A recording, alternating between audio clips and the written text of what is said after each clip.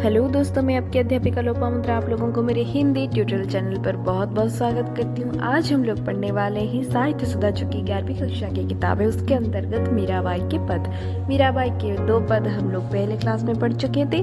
आज हम लोग तीसरा और चौथा पद पढ़ने वाले हैं। चलिए पढ़ना शुरू करते हैं।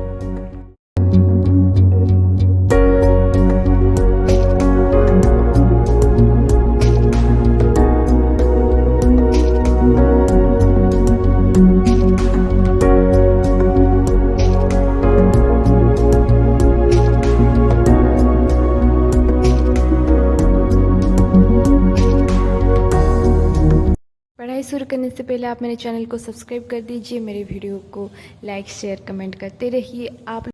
चलिए शुरू करते हैं मीराबाई के तीसरा पद।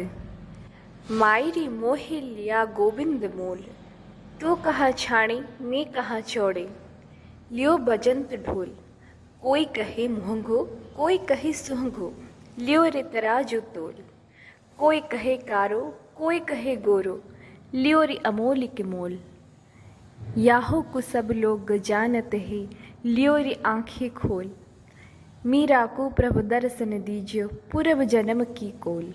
तो यहाँ पर मीराबाई अपने माता से कहती है कि मायरी मतलब हे माँ, मेरी माता,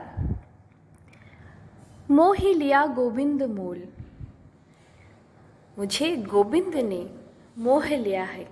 ठीक है, मोही लिया गोविंद मोल, मुझे मोल देकर के मेरे मन को गोविंद ने खरीद लिया है। मूल्य देकर के मेरे मन को गोविंद ने खरीद लिया है, अर्थात बसीभूत कर लिया है। तू कहती है कि छाणी मतलब छिप कर किया है। ठीक है, यहाँ पर उन्होंने कहा तू कहा छाणी मैं कहा छोड़े। ठीक है, यहाँ पर वो अपने माता से कहती है कि ये माता तू कहती है कि गोविंद ने मेरे मन को छिप करके लिया है, लेकिन मैं कहती हूँ छौड़े में मतलब सबके सामने खुले बाजार में खुल्लम खुल्ला मेरे मन को उसने खरीद लिया है। लियो बजंता ढोल, वो खुल्लम खुल्ला चौराहे पर मेरे मन को ढोल बजाते हुए खरीद लिया है। लियो रे बजंता ढोल, बजंता मने बजाते हुए, ढोल बजाते हुए मेरे मन को गोविंद ने सबके सामने खुले बाजार में खरीद लिया है। मैंने गोविंद जी को प्रेम किया है तो मैं छिपकर नहीं, सबके सामने भरे बाजार में मेरे मन को गोविंद ने खरीद लिया है और ढोल बजाते हुए खरीदा है। तो यहाँ पर मीराबाई कहती है कोई कहे मुहंगो कोई कहे सुहंगो, लियो री तराजू तोल, अर्थात कोई कहता है कि मुझे गोविंद ने महंगे से खरीदा है, मुहंगो मने महंगे से। ठीक है, मतलब अधिक दाम दे करके मेरे मन को गोविंद ने खरीदा है। फिर कोई कहता है सुहंगो, सुहंगो मने सस्ते में लिया है, लियो री तराजू तोल, लेकिन जो भी हो, चाहे वो मेरे मन को कोई भारी मोल दे के खरीदा हो या सस्ते में खरीदा हो, लेकिन उसने मेरे मन को तराजू से तोल कर लिया है। ठीक है, पूरे मेरे मन को तराजू से तोलते हुए संपूर्ण मन को उसने खरीद कर लिया है।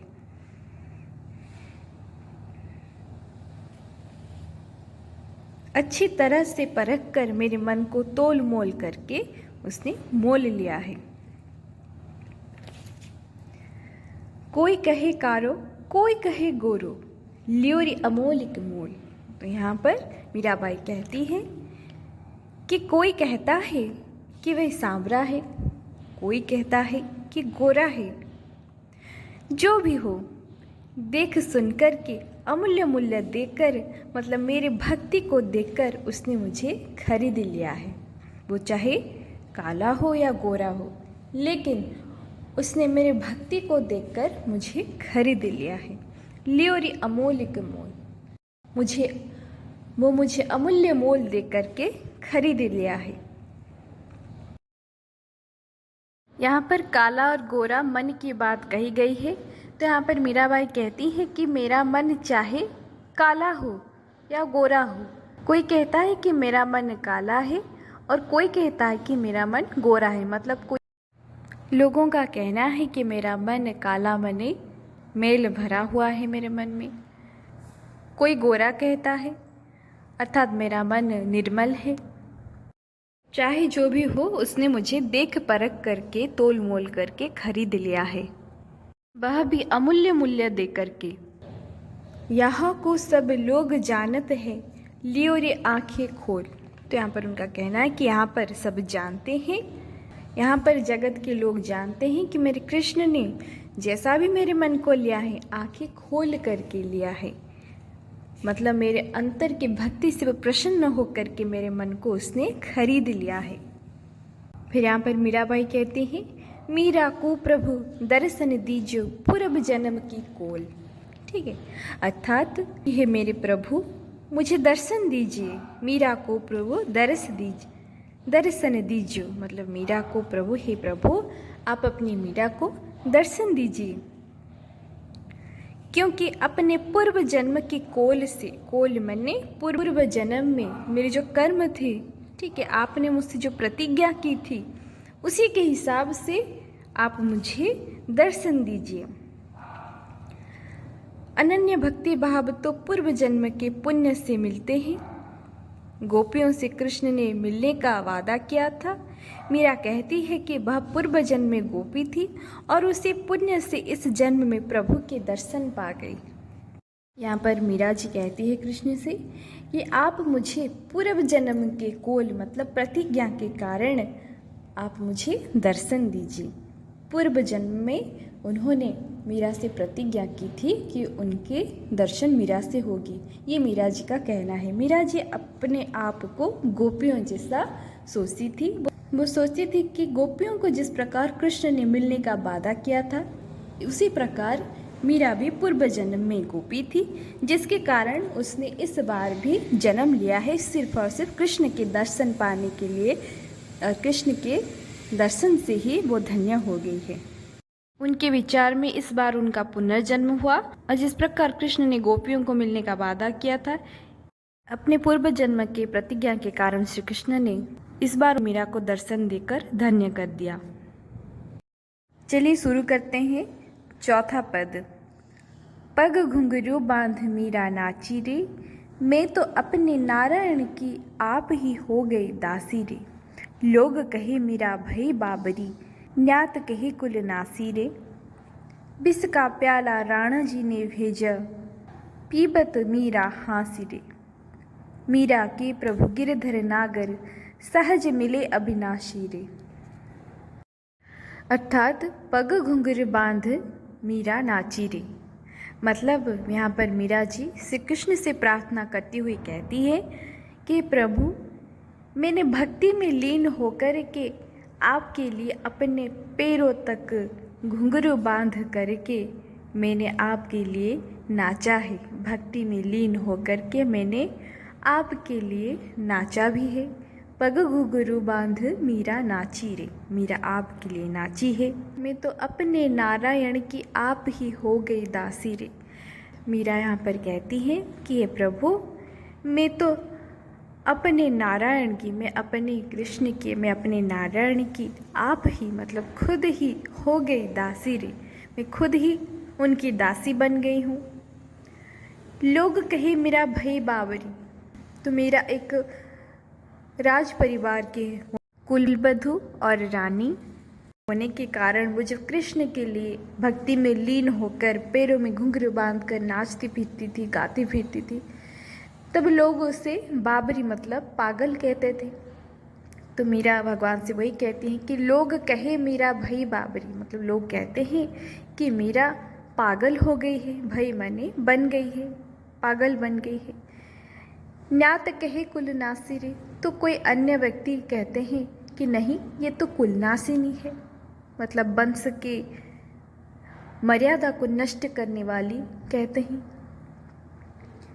जिससे रुष्ट होकर के विष का प्याला राणा जी ने भेजो, जो जिससे रुष्ट होकर के रूठ करके राणा जी ने, राणा जी यहाँ पर राजा विक्रम सिंह है जो कि मीराबाई के देवर थे।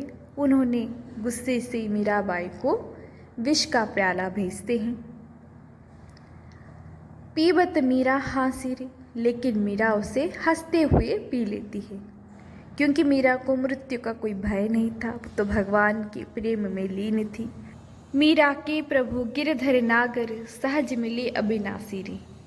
लेकिन विष का प्याला पीने के बावजूद भी मीरा को कुछ नहीं हुआ, जिसके कारण मीरा श्री कृष्ण से कहती है कि मीरा के प्रभु गिरधर नागर, बोलते कि हे प्रभु आप मीरा के गिरधर नागर है। नगर में रहने के कारण कृष्ण जी को नागर कहा गया है। तो हे प्रभु आप गिरधर हैं, आप नागर हैं, सहज मिले अविनाशी, और मुझे बहुत जल्दी ही मिल गए हैं। हे अविनाशी प्रभु आप मुझे सहज मिल गए हैं। अविनाशी मतलब जो भक्तों के विनाश से भक्तों को उद्धार करते हैं, उन्हें अविनाशी कहा जाता है। तो यहाँ पर कृष्ण जी को अविनाशी कहा गया है, क्योंकि उन्होंने मीरा जी को उद्धार किया है। विष का प्याला पीने के बावजूद भी मीरा का कुछ नहीं हुआ, इसीलिए उन्हें मीराबाई अविनाशी कहती है कि सहज मिले अविनाशी रे के प्रभु मुझे आप बड़े जल्दी ही मिल गए। हे अविनाशी प्रभु आपने मेरी रक्षा की है। तो आशा करती हूँ आप लोगों को ये सारे के सारे पद समझ में आ गए होंगे। तो फिर हम लोग अगली क्लास में किसी दूसरे विषय के साथ फिर मिलेंगे। आप यहाँ पर शब्दार्थ और भावार्थ देख लीजिए, इसे भी आप लोग पढ़ लेंगे तो बहुत अच्छा होगा। आप लोगों को विषय के बारे में और भी अच्छी जानकारी मिल जाएगी। मैंने तो आप लोगों को हर जानकारी दे दी है, लेकिन फिर भी आप लोगों के क्वेश्चन जो आएगा उसके आंसर के लिए ये बहुत अच्छा रहेगा। इसे भी देख लीजिए, ये लॉन्ग क्वेश्चन में आप लोगों को बहुत हेल्प करेगा। जाने से पहले मेरे वीडियो को कमेंट शेयर लाइक करते रहिए, मेरे चैनल को सब्सक्राइब करते रहिए, मेरे वीडियो को इसी तरह देखते रहिए। बहुत बहुत धन्यवाद।